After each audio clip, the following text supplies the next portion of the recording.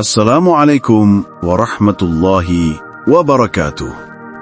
Apa kabar teman-teman semua? Sehat? Alhamdulillah. Baik, sebelum kita bahas lebih lanjut, mari kita berdoa terlebih dahulu. Ya Allah, jika hari ini ada di antara kami yang sedang sakit, mohon angkatlah penyakitnya ya Allah. Berikanlah kesembuhan untuknya. Karena hanya Engkaulah yang Maha menyembuhkan. Ya Allah, jika hari ini ada di antara kami yang kesulitan rizki, mohon mudahkanlah dan bukalah jalan rizkinya ya Allah. Karena hanya Engkau Maha pemberi rizki. Ya Allah, jika hari ini ada di antara kami ada yang berhutang, selesaikanlah hutangnya, mudahkan urusannya, dan luaskanlah rizkinya. Amin. Amin ya Rabbal Alamin. Baik, mari kita mulai. Berhemat berarti hanya membeli yang termurah dan mengeluarkan uang sesedikit mungkin. Padahal itu bukan arti yang sebenarnya dari berhemat.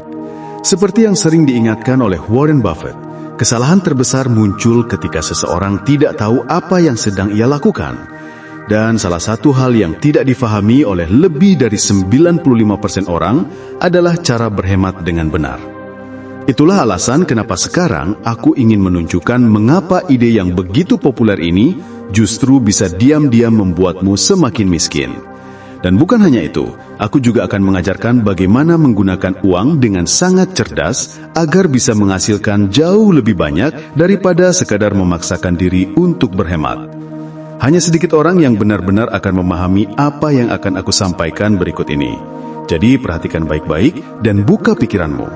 Jika kamu sungguh ingin menjadi kaya, tulis di komentar, "Saya orang kaya," dan ikuti penjelasan ini. Banyak orang mengira bahwa berhemat berarti menyimpan apapun yang tersisa di akhir bulan, memotong semua hal yang terlihat tidak penting, dan menahan setiap rupiah seakan hidup bergantung pada itu. Tapi tidak sesederhana itu, dan karena itulah aku ingin menunjukkan bahwa pandangan umum ini jauh dari makna sebenarnya. Jadi apa itu berhemat?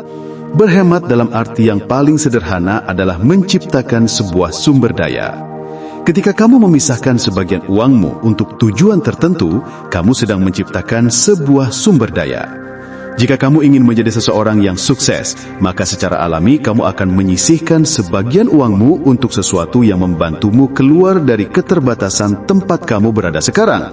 Bukan begitu? Ibarat menanam benih, kamu tidak hanya menyimpan uang, kamu sedang menciptakan sesuatu yang bisa digunakan dalam jangka pendek maupun panjang. Sampai di sini tidak ada masalah. Tetapi masalahnya bukan pada sumber daya itu sendiri dan bukan pada tindakan memprioritaskannya, melainkan pada apa yang orang lakukan terhadap konsep itu.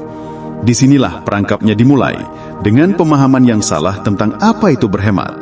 Alih-alih melihat penghematan sebagai sebuah sumber daya yang seharusnya digunakan secara strategis, banyak orang menjadikannya sebagai gaya hidup yang kaku. Kenapa begitu? Karena ada sebuah budaya yang keliru dan sangat populer yang mengatakan bahwa untuk menjadi kaya, kamu harus menghemat setiap rupiah.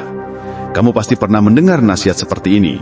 Dan jujur saja, itu adalah salah satu kebohongan terbesar yang pernah diajarkan soal uang. Dan aku akan jelaskan alasannya. Begitu seseorang meyakini bahwa ia harus menghemat sebanyak mungkin, ia secara otomatis masuk ke dalam ekstrim mental yang berbahaya. Dan ketika seseorang terjebak dalam ekstrim ini, bahkan tanpa sadar, ia mengaktifkan pola pikir yang akan membawanya pada 3 konsekuensi serius dalam cara ia memperlakukan uang. Dan yang pertama adalah apa yang aku sebut sebagai ilusi harga. Karena coba pikir baik-baik, kalau di kepalamu sudah tertanam bahwa kamu harus berhemat sebanyak mungkin, apa yang akan kamu lakukan? Kamu akan mulai terlalu fokus pada harga. Pada semuanya, kamu akan selalu mencari yang paling murah. Dan disitulah masalahnya. Ketika kamu hanya melihat harga, kamu mengabaikan hal terpenting dari sebuah produk, layanan, atau keputusan membeli, yaitu nilainya. Dan nilai tidak ada hubungannya dengan angka di etalase. Nilai adalah manfaat nyata yang kamu dapatkan. Seberapa besar itu menyelesaikan masalahmu, seberapa besar itu menghemat waktumu, seberapa besar itu memberi kebebasan lebih, atau meningkatkan hasil yang kamu capai. Sekarang coba renungkan ini.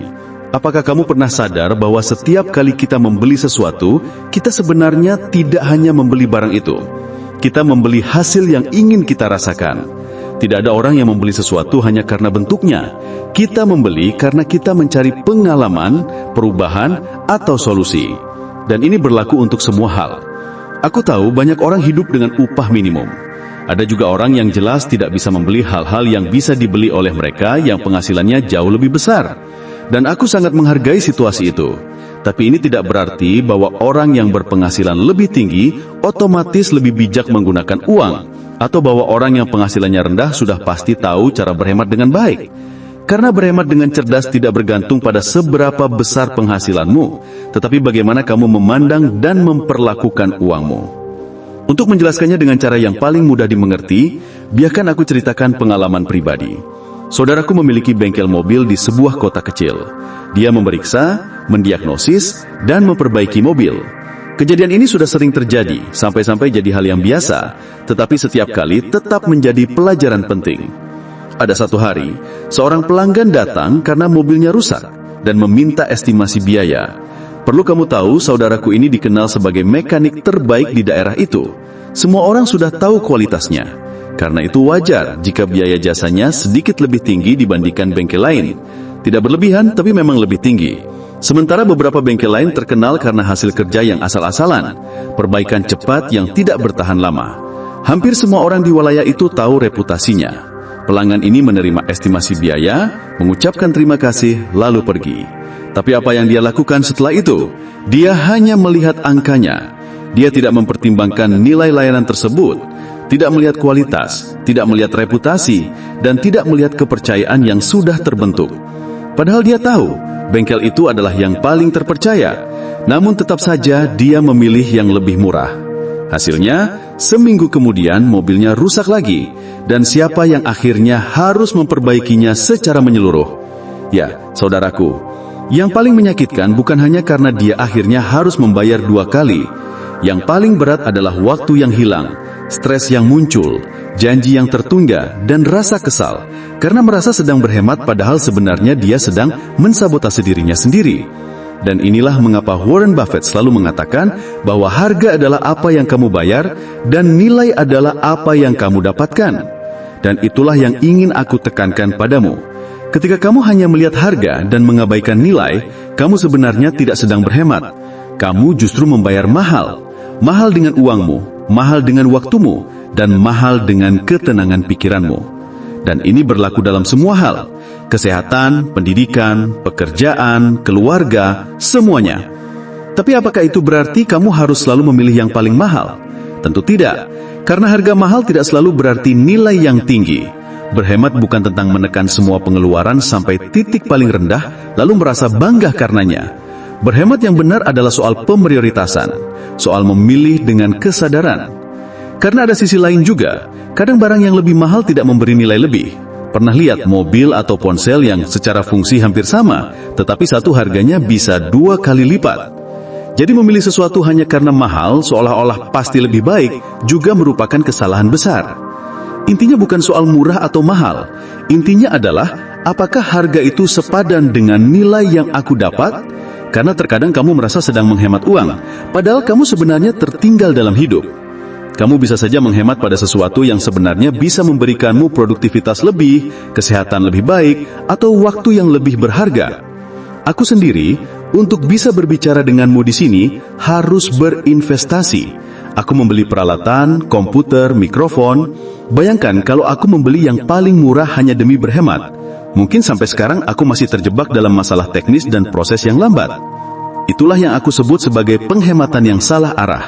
Karena itu setiap kali aku ingin membeli sesuatu, aku selalu memikirkan nilainya dalam hal waktu, kesehatan, dan pekerjaan, lalu baru melihat harganya. Dan jawabannya selalu muncul dengan jujur, layak atau tidak untuk diinvestasikan. Namun jujur saja, bagian paling berbahaya dari mentalitas berhemat secara ekstrim, ini muncul ketika kita sampai pada tahap kedua. Dan aku mengatakan ini karena disinilah kebanyakan orang yang terobsesi dengan harga, akhirnya terjebak dalam keadaan yang jauh lebih serius tanpa sadar. mereka membangun hubungan yang miskin dengan uang. Kedengarannya memang aneh, karena kita terbiasa percaya bahwa orang yang berhemat adalah orang yang paling dekat dengan kekayaan. Tapi ketika seseorang berhemat dengan cara yang kaku, dipaksakan, dan selalu fokus pada angka paling kecil, yang terjadi justru kebalikannya. Uang tidak lagi menjadi alat bantu, uang berubah menjadi beban. Orang itu mulai hidup dalam ketegangan, dalam kekakuan yang ekstrim, seolah-olah ia tidak boleh mengeluarkan uang sama sekali. Hal-hal kecil yang seharusnya memberi kebahagiaan, seperti minum kopi dengan teman, makan malam bersama keluarga, atau sekedar keluar sekali seminggu, semua menjadi sumber rasa bersalah karena dianggap menghabiskan uang. Dan kalau kamu pikir ini berlebihan, percayalah, ini jauh lebih umum daripada yang kamu bayangkan. Banyak orang rela mengorbankan hal-hal kecil, momen sederhana, hanya demi mempertahankan pola pikir, menabung apapun yang terjadi. Dan inilah intinya. Ini bukan tentang menghabiskan uang sembarangan, bukan tentang berfoya-foya, dan bukan tentang menghabiskan semuanya tanpa kontrol. Ini adalah tentang keseimbangan, tentang memahami bahwa jika kamu pergi ke ekstrim, tidak pernah mau mengeluarkan uang, menutup diri dari pengalaman, dan terobsesi pada penghematan, kamu bukan sedang membangun kekayaan, kamu sedang menumbuhkan kemiskinan. Semakin kamu berhemat karena rasa takut, semakin kuat kamu menanamkan keyakinan bahwa kamu tidak pernah punya cukup. Ini menciptakan blok mental yang menahanmu hidup dalam kekurangan, bahkan ketika jumlah uang di rekeningmu sebenarnya bertambah. Itulah sebabnya, begitu banyak orang yang setelah bertahun-tahun hidup dengan pola ini, akhirnya menjadi kaya secara finansial, tetapi tidak mampu hidup seperti orang kaya. Mereka tidak punya keberanian untuk menikmati apa yang sudah mereka bangun. Gaya hidupnya tetap sama, kaku, terbatas, terjebak dalam pola pikir kekurangan. Satu-satunya perbedaan adalah, dulu mereka punya sedikit uang di rekening. Sekarang mereka punya banyak, tetapi tetap tidak tahu bagaimana caranya hidup. Dan kalau kamu pikir ini hanya teori, aku bisa mengatakan dengan yakin bahwa aku mengenal orang seperti itu. Bahkan ada satu anggota keluargaku sendiri yang menjadi contoh sempurna.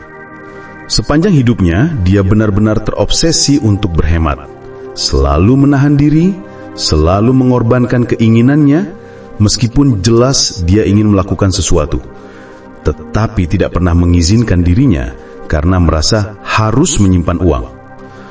Untuk membuatmu benar-benar paham seberapa serius ini bisa menjadi, biarkan aku ceritakan satu kejadian yang menimpa anggota keluarga itu. Istrinya pernah mengalami masalah kesehatan, bukan penyakit berat, tetapi jelas membutuhkan perhatian dan penanganan cepat. Pada saat itu, layanan kesehatan publik di kota tempat mereka tinggal sedang sangat padat. Antrean panjang, kekurangan tenaga medis, dan proses yang lambat. Padahal, dia memiliki cukup uang untuk membayar perawatan di rumah sakit swasta yang jauh lebih cepat, nyaman, dan aman bagi istrinya. Tetapi apa yang dia lakukan? Demi tidak mengeluarkan uang, dia menyuruh istrinya tetap mencari layanan publik. Dan di sini, aku ingin bertanya kepadamu, apa gunanya menjadi kaya kalau kamu tidak bisa hidup sebagai orang kaya, tidak bisa menikmati hasil kerja kerasmu? Kamu punya uang, kamu punya sumber daya, kamu bisa menggunakannya untuk merawat seseorang yang kamu cintai, tetapi kamu memilih untuk tetap terjebak pada pikiran tidak boleh mengeluarkan uang, seolah setiap rupiah lebih penting daripada kesehatan, kenyamanan, dan ketenangan keluarga sendiri. Ini bukan kecerdasan finansial, ini adalah penjara mental, karena ketika tindakan menghemat dan mengatur uangmu sudah melewati batas keseimbangan dan mulai merampas pengalaman, waktu, kualitas hidup, bahkan kemampuan untuk memberikan kenyamanan kepada orang yang kamu cintai, maka itu bukan lagi penghematan. Itu adalah kemiskinan yang terselubung. Karena itu, konsekuensi ketiga dari hidup dengan pola pikir berhemat apapun yang terjadi, mungkin adalah yang paling merusak. Kamu kehilangan kesempatan untuk berkembang. Dan ini sangat serius. Coba pikir, orang-orang kaya berada di lingkungan yang juga kaya, tempat di mana harga-harganya memang lebih tinggi, tetapi nilai yang mereka dapatkan jauh lebih besar. Jadi, bagaimana mungkin seseorang yang hanya memikirkan penghematan, selalu mencari yang paling murah, dan menghindari setiap pengeluaran bisa terhubung dengan lingkungan seperti itu? Singkatnya, tidak bisa. Orang itu akan tetap terjebak dalam lingkaran yang sama, dikelilingi oleh orang yang sama, dengan percakapan yang sama, dan bernafas dalam suasana keterbatasan yang sama. Disinilah banyak orang tidak menyadari bahwa berhemat telah berubah menjadi penjara.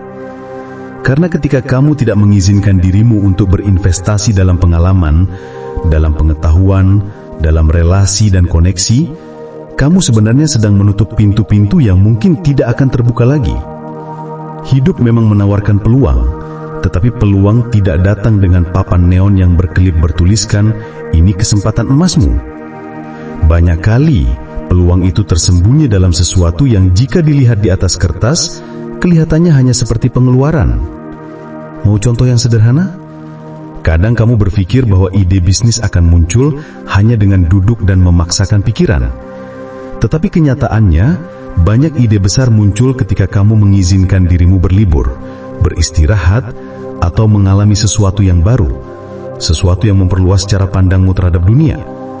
Dan jika kamu tidak mengizinkan dirimu melakukan itu, jika kamu selalu berkata, "Tidak, itu mahal, aku harus hemat," maka kamu sedang mencuri dari dirimu sendiri kesempatan untuk berkembang. Hal yang sama berlaku untuk kursus, pelatihan, buku, dan networking. Bayangkan, ada suatu kursus yang bisa mempercepat karirmu, membuka pintu di bidang yang kamu geluti, atau meningkatkan performamu secara drastis, tetapi kamu memutuskan untuk tidak ikut karena menurutmu terlalu mahal. Atau bayangkan, kamu memiliki kesempatan menghadiri sebuah acara dan bertemu orang-orang yang bisa mengubah jalan hidupmu, tetapi kamu tidak pergi karena ingin menghemat. Akibatnya, kamu tetap berada di tempat yang sama. Dan perhatikan bagaimana semua ini adalah rantai logis dari apa yang kita bahas sejak tadi. Pertama, kamu percaya bahwa harus berhemat dalam segala hal. Lalu, kamu mulai hanya fokus pada harga, melupakan nilai. Setelah itu, kamu mengembangkan kekakuan pola pikir yang menahanmu dalam kehidupan penuh kekurangan. Dan akhirnya, kamu menutup semua peluang untuk berkembang karena kamu menolak berinvestasi dalam dirimu sendiri, dalam visi hidupmu, dan dalam pertumbuhanmu. Baik, tetapi dari semua yang sudah kamu pelajari sampai di sini, apa sebenarnya salah satu cara terbaik untuk mengelola uangmu agar kamu benar-benar bisa berhemat dan tetap memiliki lebih banyak sumber daya untuk masa depan? Karena kamu sudah melihat bahwa berhemat secara berlebihan justru akan merugikan, tetapi hidup boros mengikuti setiap dorongan kesenangan juga akan menghancurkan kondisi finansialmu. Artinya, jawabannya tidak ada di salah satu ekstrim itu. Tidak di sisi penghematan berlebihan dan tidak di sisi pemborosan. Jawabannya hanya ada di satu tempat, keseimbangan. Dan apa hal pertama yang harus kamu lakukan untuk mencapai keseimbangan itu secara alami? Sederhana, mulai perhatikan doronganmu untuk berbelanja. Karena dalam banyak kasus, terutama ketika seseorang menghabiskan uang berlebihan, alasannya bukan karena mereka benar-benar membutuhkan sesuatu. Mereka membeli karena percaya bahwa memiliki sesuatu akan membuat mereka merasa menjadi seseorang. Dalam banyak situasi, mereka hanya ingin terlihat sebagai orang yang sebenarnya belum mereka capai. Mereka mencari pengakuan, mereka mencari validasi, mereka ingin dipandang dengan cara tertentu yang mereka yakini hanya bisa dicapai jika mereka memiliki pakaian tertentu, mobil tertentu, ponsel terbaru, atau sepatu bermerek. Dan ketika kamu menaruh kekuatan hidupmu pada hal-hal di luar diri, kamu langsung kehilangan kendali atas keuanganmu. Itulah sebabnya setiap kali kamu merasa ingin membeli sesuatu yang mahal atau terlihat penting, aku mengajakmu untuk menunggu dulu. 3 hari saja. Jangan beli ketika emosimu masih bicara. Jangan beli hari ini. Jangan besok. Tunda dulu. Setelah 3 hari, lihat lagi apakah kamu masih benar-benar menginginkannya. Apakah kamu masih merasa membutuhkannya? Kamu akan terkejut betapa banyak uang yang bisa kamu hemat hanya dengan kebiasaan sederhana ini. Aku sendiri sudah menghemat banyak hanya dengan cara ini. Tentu saja, Kamu tidak perlu menunda semua hal jika kamu benar-benar memahami nilai sesuatu dan tahu bahwa itu akan membawa manfaat besar bagi pertumbuhanmu, kualitas hidupmu, atau pekerjaanmu. Maka lakukan saja. Tetapi kamu perlu belajar membedakan mana yang memiliki nilai sejati dan mana yang hanya dorongan sesaat. Bagaimana cara membedakannya? Ini adalah proses melepaskan. Proses bertanya jujur pada diri sendiri. Apakah aku percaya bahwa aku harus memiliki sesuatu dulu baru bisa menjadi seseorang? Apakah aku benar-benar menginginkan ini atau hanya ingin terlihat lebih baik di mata orang lain? Ketika kamu menyadari bahwa kamu sudah cukup sekarang tanpa harus memiliki semua itu, keyakinan palsu itu mulai runtuh. Dan dari sana, kamu hanya akan membeli hal-hal yang benar-benar kamu butuhkan atau yang benar-benar membuatmu bahagia dan memberi kedamaian. Dan dengan cara itu, kamu berhemat secara alami, tanpa tekanan dan tanpa paksaan. Dan bagaimana kamu tahu bahwa kamu sudah menemukan keseimbangan itu? Ketika kamu menyadari bahwa uang tidak lagi menjadi beban, tidak lagi menjadi sumber ketakutan, tetapi menjadi alat. Alat yang kamu gunakan dengan kesadaran, tanpa berlebihan, tetapi juga tanpa hidup dalam kekurangan. Inilah jalan paling alami untuk membangun kekayaan sejati. Sebelum saya akhiri, mari kita berdoa bersama. Ya Allah, kuatkanlah jiwa kami, kuatkan iman kami, dan kuatkanlah langkah kami untuk terus melangkah menuju jalan yang Engkau ridhoi. Jika ada rezeki yang tertahan, bukakanlah. Jika ada pintu yang tertutup, bukakanlah dengan caramu yang terbaik. Jika ada doa yang sudah lama kami tunggu jawabannya, ijabahilah di waktu yang paling indah menurutmu. Amin ya Rabbal Alamin. Demikian, semoga video ini membawa manfaat dan inspirasi untuk kita semua. Wassalamualaikum warahmatullahi wabarakatuh.